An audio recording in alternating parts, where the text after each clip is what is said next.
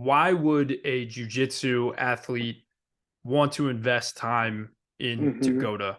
For me, just from my experience, what I've noticed with jiu-jitsu is that it's very WOTA. It's very front mm, chain dominant. It basically is the complete opposite of what GOATA is. And you also in jiu-jitsu, you don't have a lot of foot pressures because a lot of times you're on your knees or you're on your back, yeah. you're playing from guard. So I think that actually wreaks havoc on the body because you're not getting that proprioceptive input into your feet to make that connection. Like, look, this is where the energy should transfer. So tell us why would the jujitsu athlete benefit from GOTA? Yeah, I think the first one is, like I said, I'm taking the crack at, I'm guessing here, but I assume that if you're listening right now, you got some sort of injury from jujitsu. Yeah. And I know you do. And I know it's probably somewhere around that knee or that lower back. So Yes. you've got an injury. That's your first reason to honestly jump into GOTA, is because what we're saying is the reason you've been injured isn't just because somebody got you in a funky leg, lock or something like that. It's also got to do with how you're walking throughout your day, how you're resting, how your foot is interacting with your shin.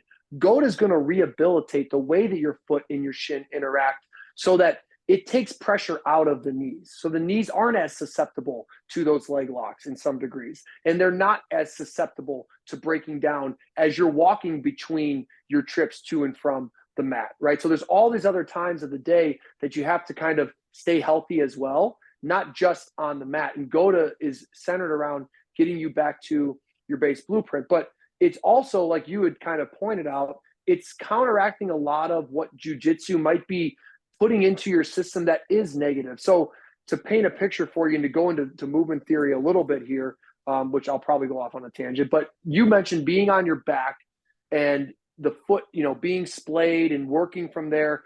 If you just imagine it, when you're on your back, and if you were to do a hollow hold, like just kind of 6 inches and hold your system in that position for as long as you could, and then you stood up, what side of the body would feel super activated? The front side and the inside would feel Yeah. stronger, like it had just gotten worked out. Okay, now flip over to your stomach and then do like a Superman and hold that for as long as you can. So if you just picture the body being on either the stomach or on the back and holding for an allotted amount of time, as max time as I can, and then noticing which side of the body would be cooked. Well, when you're on the back and you're cooking the body, you're cooking the front side inside. When you're on your stomach and you're working the backside outside, you're cooking the backside outside. When your default is backside outside tension and you hold and you lengthen from there, you create space for the system to operate the way it should. When Mm. you're overactive with the front side and the inside, not just in that one move of being on your back to play guard, but now you take it to your walk, and now you Yeah. take it to your standing, and now you take it to everything else. That leads, it compounds, and it compresses your torso. It Hmm. compresses your shoulders. It compresses your lower limbs. A compressed lower limb is going to lead to something. Could be a hip, could be a pelvis issue, could leak down into the knees or the foot and the ankle. It could travel up into your lower back. It's one integrated system. If it gets short somewhere, it's going to affect everything else. So jujitsu is already giving you a lot of this on your back. And jujitsu took what was a susceptible position. You were supposed to be losing the fight Right. when you were on your back. It was supposed to be over.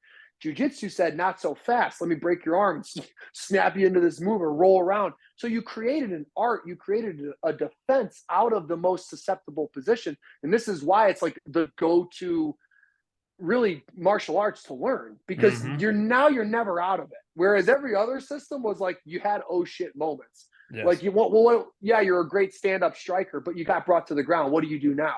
You're in Hmm. trouble, right? It's like you'd rather be a wrestler or a jiu-jitsu fighter if you get into a lot of this stuff, unless you're an expert marksman and you're a striker by trade and you can stand up and throw with the best of them.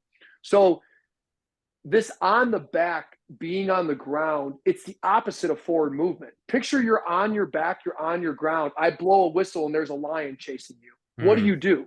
You roll over to your stomach, you shoot your tailbone back, you get the crown of your head forward, you dig in your ball of the foot, and you drive forward through space. And Yes. your tail is back, your crown is forward. You're pitching, tilting the whole system forward through space, and your heel is elevated just like that lion's heel would be elevated behind you.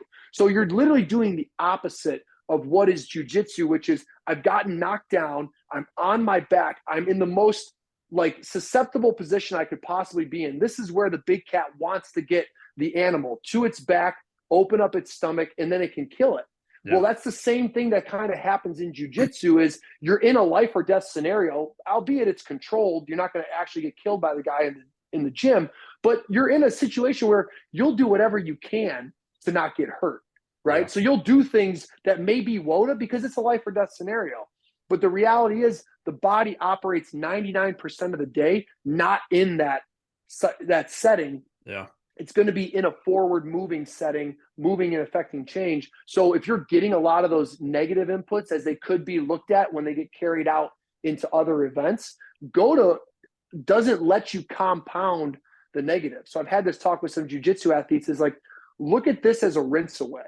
So anything that's been bothering you from jiu-jitsu or that's been nagging, this makes sure you don't compound, because it's the compounding of that bad pattern that leads to like 3 months, it's kind of bad. And then 5 months, it's really getting bad and it's starting to bark at you and you know an injury's coming, but you don't know what to do. And you keep going. And then the 7th month, you tear your knee. But you knew at month 3, something was up. Like you knew at month 3, something was up with your knee, but you just kept compounding that same thing.